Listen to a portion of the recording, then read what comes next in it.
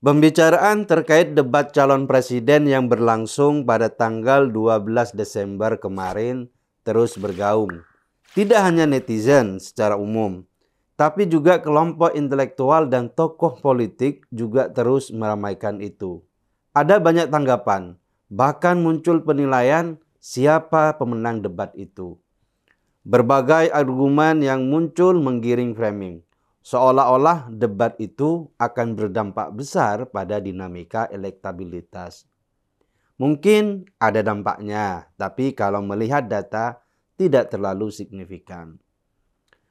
Studi mengenai dampak debat capres di negara lain menunjukkan bahwa efek dari debat terhadap pemilih yang menontonnya tidak begitu signifikan.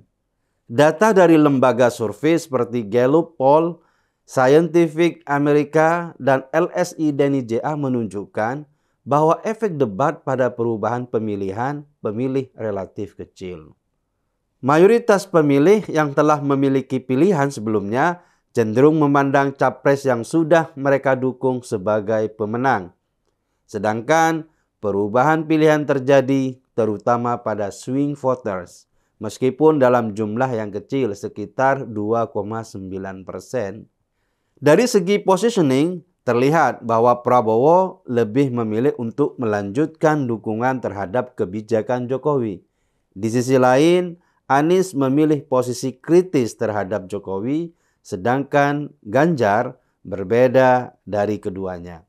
Dalam hal isi materi dan kualitas pesan yang disampaikan, ketiga capres menampilkan gagasan yang seimbang tanpa ada yang terlalu mencolok sebagai pemenangnya.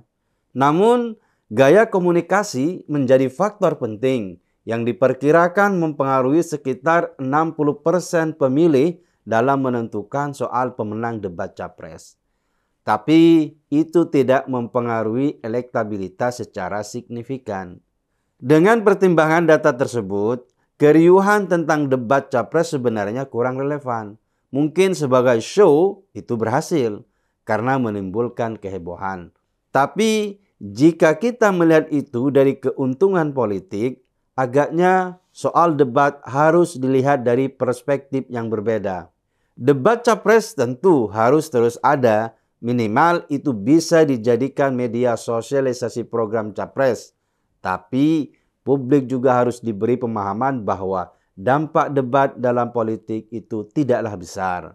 Jika mengacu dari sejarah debat capres, khususnya di Indonesia, belum ada data yang menunjukkan debat bisa mengubah persepsi pemilih. Dari seluruh proses pemilu yang dilakukan, termasuk ketika muncul sesi debat, setiap pemilih yang sudah punya pilihan cenderung kompromistis. Mereka menerima kekurangan capresnya kalau memang itu dianggap kekurangan. Tapi mereka juga tidak berpindah ke lain hati. Bahkan ketika mereka menyatakan performans kandidat lain jauh lebih memukau. Karena pertimbangan pilihan politik itu berlapis-lapis.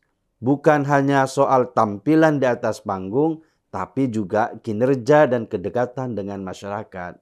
Bisa jadi sosok seperti Jokowi tidak atraktif di panggung, tapi dekat dengan rakyat. Dengan kata lain, seorang pemilih memiliki banyak alasan untuk memilih seorang capres. Debat capres adalah ajang sosialisasi, tidak perlu ditanggapi dengan berlebihan, apalagi pakai emosi.